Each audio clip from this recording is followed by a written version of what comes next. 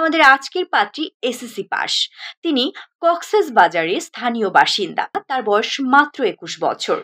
সমস্ত পেশার পাত্রগণ কিন্তু আমাদের আজকের পাত্রীর জন্য আগ্রহ প্রকাশ করতে পারছে। প্রবাসী পাত্রগণও আমাদের আজকের পাত্রীর জন্য আগ্রহ প্রকাশ করতে পারছেন। আসসালামু আলাইকুম। matrimonial.com.bdর পক্ষ থেকে আমি মেঘ চলে এসেছি কক্সবাজারের একজন পাত্রীর সন্ধান নিয়ে। দেরি না করে চলুন জেনে নিই আমাদের আজকের পাত্রী আইডি নাম্বারটি। পাত্রীর আইডি নাম্বারটি হচ্ছে 127033। পাত্রীর নাম তাসলিমা। তার বয়স মাত্র 21 বছর। তার উচ্চতা 5 ফুট। তিনি ডিভোর্সি। পূর্বের ঘরে তার সন্তান রয়েছে। আমাদের আজকের পাত্রী এসএসসি পাস।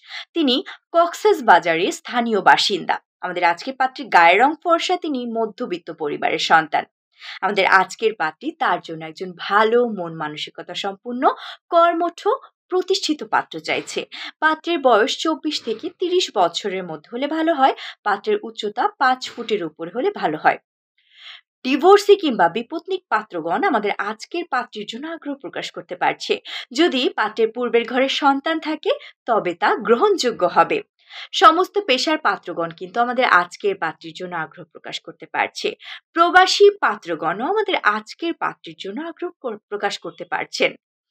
আর হ্যাঁ, যারা পাত্রী সম্পর্কে আগ্রহ প্রকাশ করছেন কিংবা পাত্রী সম্পর্কে বিস্তারিত জানতে চাইছেন তারা কিন্তু পাত্রীর আইডি নাম্বারটি ভিজিট করে পাত্রীর সাথে সরাসরি যোগাযোগ করে নিতে পারছেন।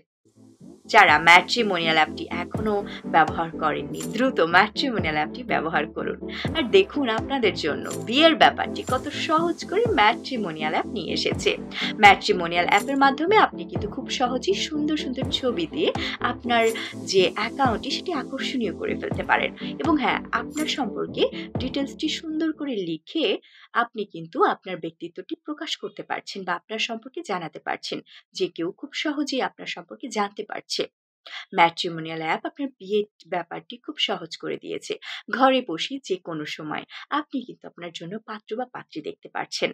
সবাই ভালো থাকুন, সুস্থ থাকুন। আর হ্যাঁ, ফ্রিতে রেজিস্ট্রেশন করি। নিজের বিয়ে নিজেই করি।